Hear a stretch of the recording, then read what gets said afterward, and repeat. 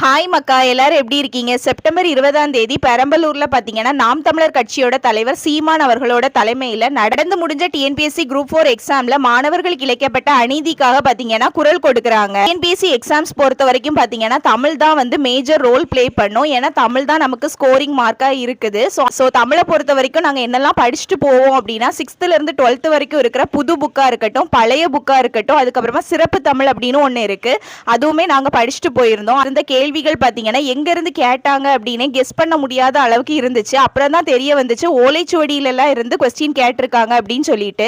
கேள்விகள் கடினமா கேட்கப்படுறது வந்து தவறே கிடையாது, கடினமா தான் கேட்கணும், அப்பதான் ஃபில்டரும் பண்ண முடியும். ஆனா அதுக்காக பாத்தீங்கன்னா ஓலைச்சுவடி எல்லாம் போய் கொஸ்டின் கேட்டாங்க அப்படின்னா எல்லாராலையும் ஆன்சர் பண்ண முடியாது. அது மட்டும் இல்ல, ஜிஎஸ் பொறுத்த வரைக்கும் பாத்தீங்கன்னா கிட்டத்தட்ட 25 கேள்வி வந்து தவறா கேட்கப்பட்டிருக்கு.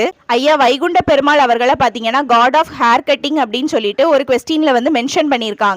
அது மட்டும் இல்ல, a breastless woman is longing for sex அப்படின்னு ஒரு தவறான இங்கிலீஷ் டிரான்ஸ்லேஷன் வச்சு ஓலைச்சுவடி வரைக்கும் போய் அவங்க கொஸ்டின் எடுத்ததுனால என்னாச்சு அப்படின்னு பாத்தீங்கன்னா படிச்சவங்க படிக்காதவங்கிற வித்தியாசமே இல்லாம ஆயிடுச்சு பாத்துக்கோங்க. யாருக்குமே பாத்தீங்கன்னா ஆன்சர் தெரிஞ்சிருக்காது, எல்லாருமே வந்து சும்மா தான் ஷேட் பண்ணிட்டு வந்திருப்பாங்க. ஸோ ஃபைனலா ரிசல்ட் எதை பேஸ் பண்ணி வரும் அப்படின்னா யாருக்கு லக் இருக்கோ அவங்களுக்கு வேலை அந்த மாதிரி வரும் பாத்துக்கோங்க.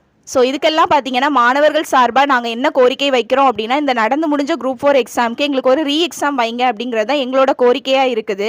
மாணவர்கள் சார்பாக இருக்கிற இந்த கோரிக்கைகள் எல்லாத்தையும் பார்த்தீங்கன்னா செப்டம்பர் 20ஆம் தேதி பெரம்பலூரில் வச்சு எங்களுக்காக குரல் கொடுக்குறாங்க. பெரம்பலூரை சுற்றி இருந்தீங்க அப்படின்னா கண்டிப்பாக கலந்துக்கோங்க.